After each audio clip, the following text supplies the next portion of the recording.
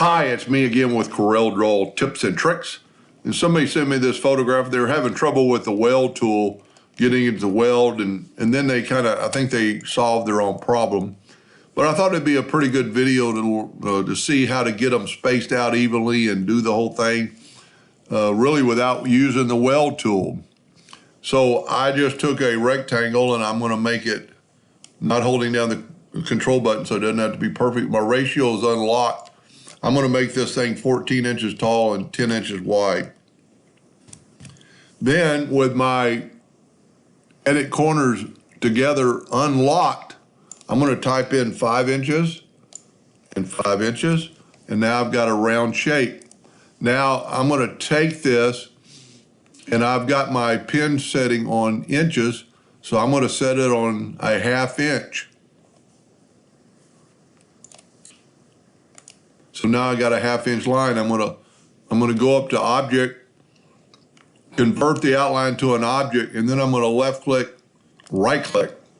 And then I'm gonna draw some rectangles that are longer than I need to, but with my ratio still unlocked, I'm gonna make them a 1/2 inch wide. So they'll be the same thickness as my walls. Now we could do this mathematically. First of all, I'm gonna change those corners to square corners. Well, you know what, it's because let me back up here. I don't like those rounded corners. So I'm gonna go, I have to hit the F12 to get my dialog box. And I'm gonna make square corners and a 1/2 inch. That'll make me a corner square. Then I'm gonna go to Object, convert it to an outline, left click, right click, and then I'm going to take a rectangle. I want just a little bit longer than I need, but I'm going to make this a 1/2 inch because my ratio is unlocked. It didn't change the other one. I'm going to put this one right on that corner. I'm going to hit the plus key on the keyboard, and I'm going to put the new one on that corner. I'm going to select both these. So I hit the shift key, or held down the shift key. I'm gonna go to Effects and Blend. I'm gonna blend them 6 times, and you could look at that and see what you like, and if you like it, you're good to go.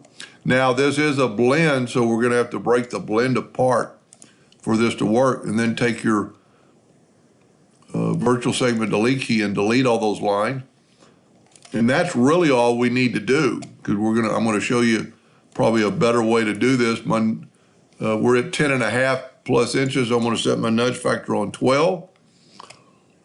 I'm going to take a rectangle and I'm going to put around the outside of the box, and I'm going to fill that in. Then I'm going to left click, right click. I'm going to go in while we're here, break the curve apart. Then I'm going to get rid of that outside. That would enable me to do that. Now I'm going to take the Smart Fill tool. I'm going to fill that in. I'm going to nudge it over twice.